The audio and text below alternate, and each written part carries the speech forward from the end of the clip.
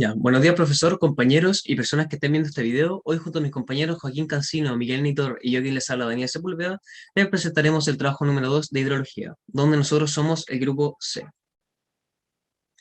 Bueno, acá en el organigrama podemos ver claramente las tareas que nos dividimos cada uno, donde Miguel Nitor fue el encargado de los cálculos, conjunto con la explicación del método de GA y la explicación del hidrograma unitario de tipo Lindsley, donde Joaquín Cancino fue el encargado de los cálculos y la explicación del método racional, y yo quien les habla, Daniel Sepúlveda, fui el encargado de la definición de conceptos claves, datos y la explicación del método de Bernie y King modificado.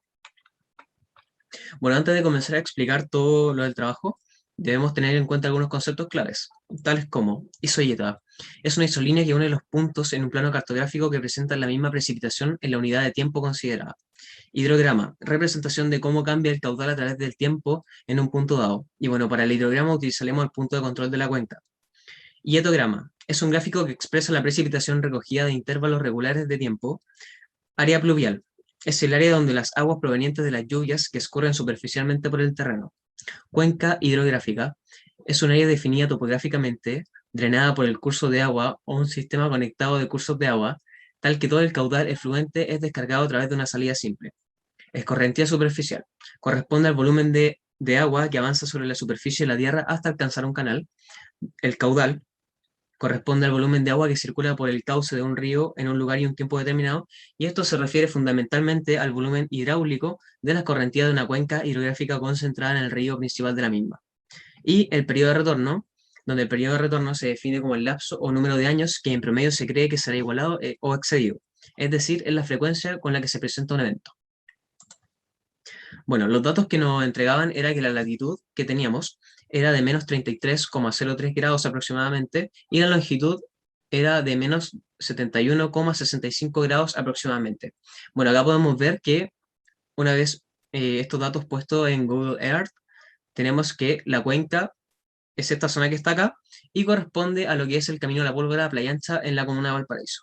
Y bueno, acá tenemos todo lo que es la dimensión de la cuenca, donde el área de la cuenca es de 0,034 kilómetros cuadrados, el área urbana es de 0,07 kilómetros cuadrados, el área rural es de 0,027 kilómetros cuadrados, y la cota máxima que alcanza toda esta zona de la cuenca es de 156 metros sobre el nivel del mar, y la cota mínima que alcanza es de 106 metros sobre el nivel del mar.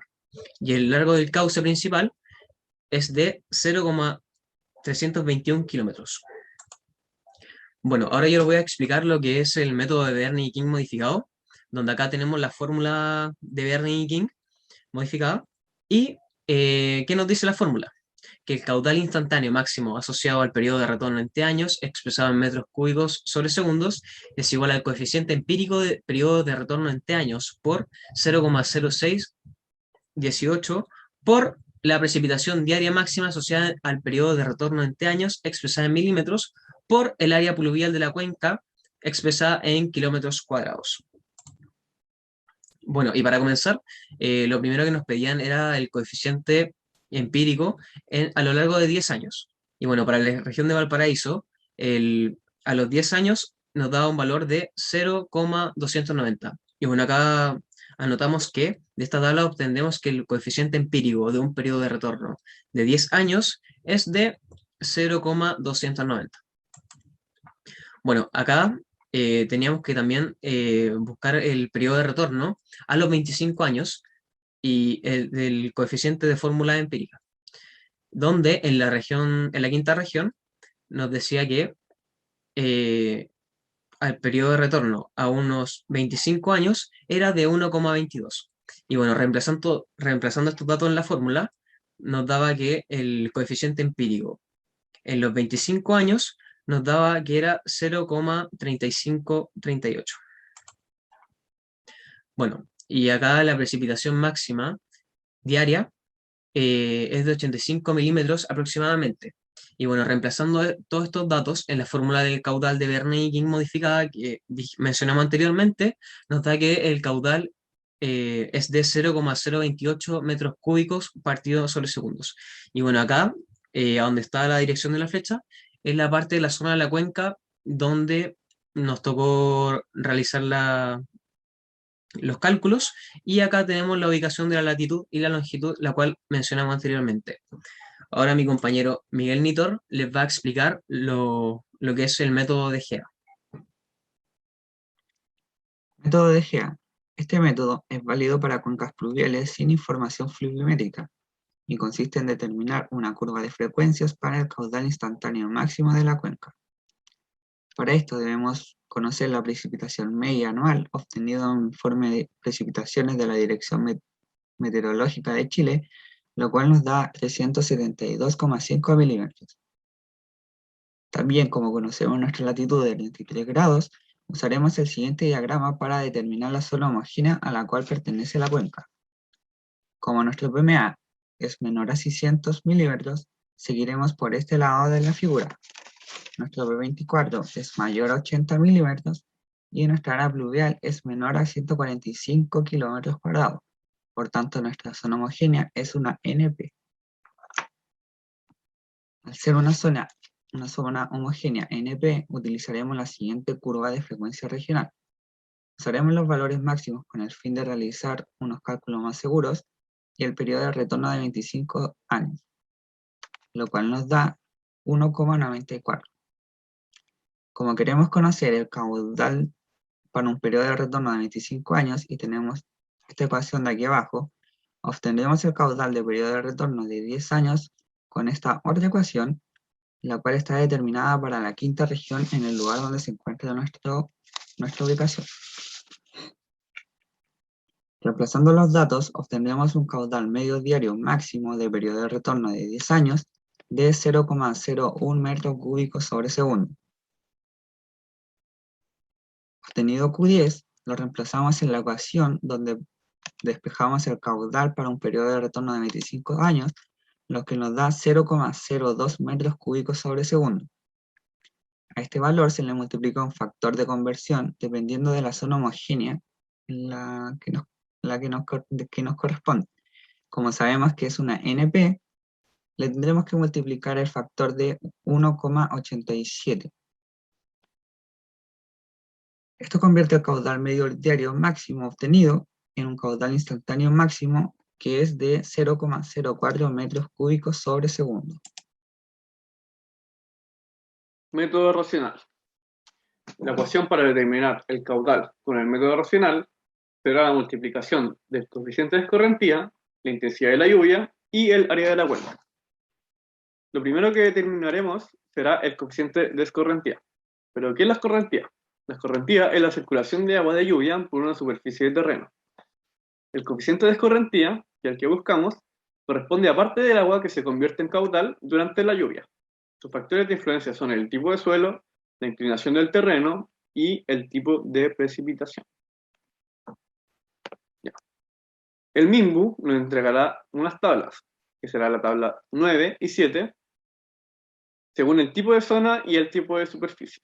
El tipo de zona urbana que usaremos será las casas aisladas. Y en cambio, en la tabla 9, el tipo de superficie será un área sin cultivo, con vegetación y con una pendiente natural mayor al 7%. El manual nos dice que para periodos de retorno mayores a 10 años utilizaremos los coeficientes máximos. Nuestro periodo de retorno es de 25 años, por lo cual usaremos los periodos máximos, los coeficientes máximos, que sería el 0,35 y el 0,5. Luego lo multiplicaremos por sus correspondientes áreas y obtenemos sus áreas ponderadas. Estas serán sumadas y divididas en el área total de nuestra cuenca, obteniendo el coeficiente de escorrentía ponderado. Ahora determinaremos la intensidad de la lluvia. ¿Pero qué es la intensidad? Es una cantidad de agua que cae por unidad de tiempo. Esta será expresada en milímetros. Magnitud es la cantidad de agua en milímetros que precipita en un determinado sector. Dicho sector será la cuenca. Curva ID comprenderá una curva de tendencia representada en un gráfico que relaciona la intensidad de precipitación con su duración. A nosotros se nos hizo la entrega de la tabla 8, con una frecuencia de 9 minutos y sus intensidades. hasta los 540 minutos. Lo que ahora haremos será el cálculo de magnitud en milímetros. ¿Qué era la magnitud? Es la cantidad expresada en milímetros que cae en periodos de 9 minutos, en nuestro caso, obteniendo la siguiente columna. Lo que haremos ahora será determinar la magnitud total que cae en distintos lapsos de tiempo, de 9 minutos, 18 minutos, de 27 minutos, así hasta los 540 minutos. Lo primero que haremos será sumar las primeras magnitudes de los primeros 18 minutos y colocarlos en esta celda. Para los primeros 27 minutos haremos lo mismo, sumaremos las 3 primeras magnitudes correspondientes a los 27 primeros minutos y lo colocaremos en esa celda. Para el siguiente lapsus ocuparemos los 3 siguientes 27 minutos y los colocaremos aquí. Y así con toda la fila. Después obtendremos esto, que será la tabla, y nosotros, ¿qué necesitamos de esta tabla? Serán los valores máximos de cada columna, que serán los casos más desfavorables en cuanto a magnitud. Pero nosotros no vamos a trabajar con nuestras magnitudes, trabajaremos con intensidades, que es lo que estamos buscando. Por lo cual dividiremos las magnitudes en horas obteniendo las intensidades. Una vez obtenidas estas intensidades, serán graficadas en esta gráfica, valga la redundancia, y trazaremos una curva de tendencia a través de todos estos puntos, obteniendo la siguiente ecuación de salida y nuestra curva ID. Una vez obtenida la curva ID, necesitaremos trabajar con solamente una intensidad. ¿Cómo sabemos qué intensidad usar? Para eso necesitamos calcular el tiempo de concentración. ¿Qué es el tiempo de concentración? El tiempo que demora la gota más alejada en llegar al punto de control, siguiendo la ruta del movimiento de la misma, tomando la altura máxima y mínima de la ruta de la gota. Para ambos vamos a tener el mismo largo. Y ocuparemos las fórmulas de Kirchhoff y de California para el cálculo de la intensidad que estamos buscando. Obtendremos dos valores y ocuparemos, como hemos hecho a lo largo de todo el ejercicio, el más desfavorable, que sería una intensidad de 22.06 milímetros dividido en horas. Una vez obtenidos todos los valores con sus respectivas unidades de medida, obtendremos el caudal, que corresponde a 0,0917 metros cúbicos dividido en segundos. El siguiente método es el diagrama unitario tipo Nilsson. Este método relaciona la precipitación con la escorrentía existente para estimar hidrogramas decrecidas en cuencas sin control. Para esto debemos obtener algunos parámetros básicos que nos ayudarán a formar el hidrograma de escorrentía directa.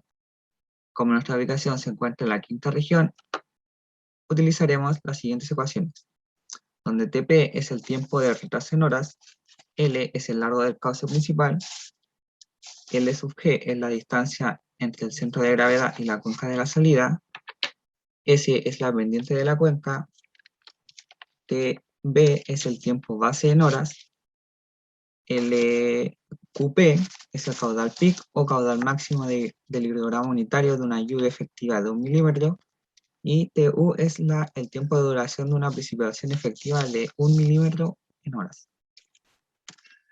Tenemos los siguientes datos. El área es de 0,034 aproximadamente kilómetros cuadrados.